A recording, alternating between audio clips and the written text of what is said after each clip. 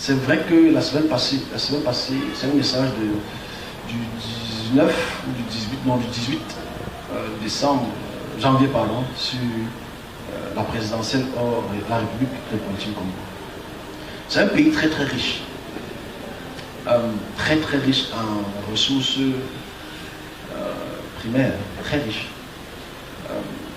On a pu, par le service de Dieu, expliquer, comme d'autres serviteurs de Dieu, parce qu'il y en a beaucoup qui le disent aussi, les situations qui arrivent au Congo, qu'on a même pu expliquer depuis 2017. Et le Congo vit des difficultés très très graves par des puissances de l'Occident, par le Rwanda et tout ce qui va avec. Triste, très triste. Le Congo m'a montré que le Congo ce matin, et on me fait comprendre que le Congo va encore trembler avant les élections et après les élections. On mit déjà ce qui mine le pays dans les divisions qui a déjà interethniques, qu'on a expliqué par la déchirure. Ceux qui étaient ici en 2018, j'avais pris un papier, j'avais déchiré comme ça, et que voilà le Congo qui sera déchiré comme ça. On va se déchirer là aujourd'hui puissamment, il y a beaucoup de morts. Je dis, mais il y a un caveau, des caveaux de 50 corps qu'on avait enterrés dans les communautés. 50 morts comme ça, beaucoup. Je dis, il y a trop de morts, mais c'est un pays qui est très très religieux. Je suis désolé de dire ce que je l'ai dit, mais je dois dire ce que j'ai dit. Le pape est arrivé au Congo et il a mobilisé des millions de croyants. Je n'ai rien contre les croyants. Les croyants sont les croyants. Ils ont le droit de croire en ceux qui vont le droit de croire. Je n'ai rien contre les croyants. Ils ont mobilisé des millions de croyants. Je n'ai jamais vu une messe d'1 million de personnes. Jamais vu ça de ma vie. La première fois que je vois que 1 million de personnes sont réunies, dansent devant quelqu'un qui est sur une chaise roulante. Et je me suis posé beaucoup de questions. On le reçoit comme un sauveur. Parce que c'est le vicaire de Dieu. Je dis bien, les gens, les présidents étaient là, ils l'ont salué. Il faut voir comment on respecte. Je peux comprendre que c'est une figure politique qui peut apporter une forme de stabilité par ses messages, parce qu'il a une très grosse congrégation. Ne pas quand même le catholique, c'est près de 2 milliards de croyants. Donc, c'est normal. Mais le Congo est le pays qui a le plus de catholiques au monde. En Afrique d'abord. Le Congo a une grosse partie de catholiques, des croyants, sont du Congo. Ils sont très croyants. L'église catholique au Congo est très très puissante. Je parlerai de ce sens de parler d'eux, hein. Parce qu'en fait, le Congo va trembler. Va sévèrement trembler après que le sauveur soit passé.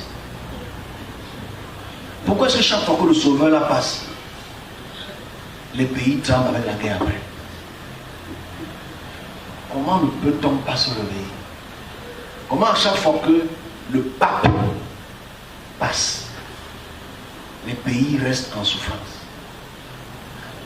Comment est-ce qu'il peut venir avec le message de paix, mais il laisse la guerre? Parce qu'en fait, le Congo va trembler avant les présidentielles et après les présidentielles. Revenons au Congo. Le Congo va trembler, va beaucoup trembler. Parce que quand on appelle le nom du Congo ce matin, on croit.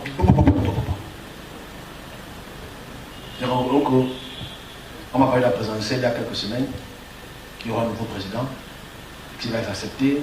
Est-ce que le camp de Tshisekedi va accepter?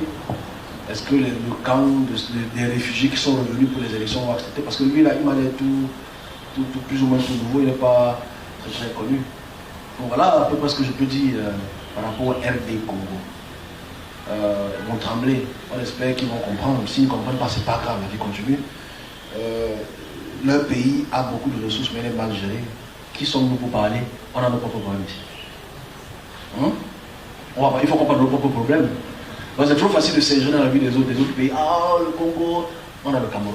Il faut qu'on parle du Cameroun il y en a quelques minutes. Donc ça c'est pour le RD Congo.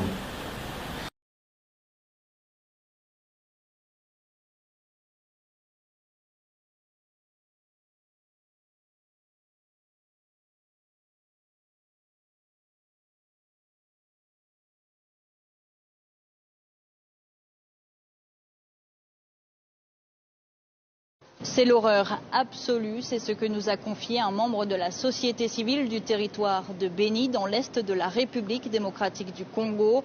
Au moins 38 personnes ont été tuées dans le village de Mukundi. 8 autres personnes ont été tuées dans le village voisin de Maossa. Parmi les victimes, des hommes, mais aussi en majorité des femmes et des enfants. Des habitants nous ont affirmé que ces victimes ont été tuées par arme blanche à la machette aux alentours de 20 h et que les assaillants ont brûlé le village de Mukundi avant de partir.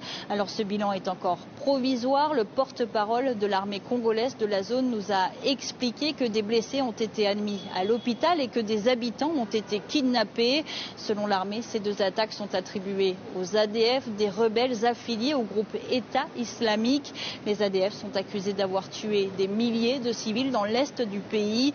L'armée affirme que ces 2 attaques pourraient être un acte de représailles après l'arrestation de 22 collaborateurs des ADF. Ils sont soupçonnés de leur avoir fourni des produits chimiques pour la fabrication de bombes artisanales. Ces dernières années, les attentats à la bombe se sont multipliés dans le territoire de Béni. Le dernier attentat s'est produit mi-janvier. Une bombe a explosé dans une église protestante, provoquant la mort d'au moins 20 personnes. Alors en fin d'après-midi, sur le terrain à Mukundi, Maossa, le calme est revenu. Des militaires congolais sont sur place pour sécuriser la zone et aider les habitants à enterrer les premières victimes. Et puis sachez que selon le porte-parole de l'armée de la zone qui a répondu aux questions de notre correspondante, des affrontements sont en cours entre l'armée congolaise et les ADF dans la vallée de Mowakila, non loin des 2 lieux où se sont déroulées les 2 attaques.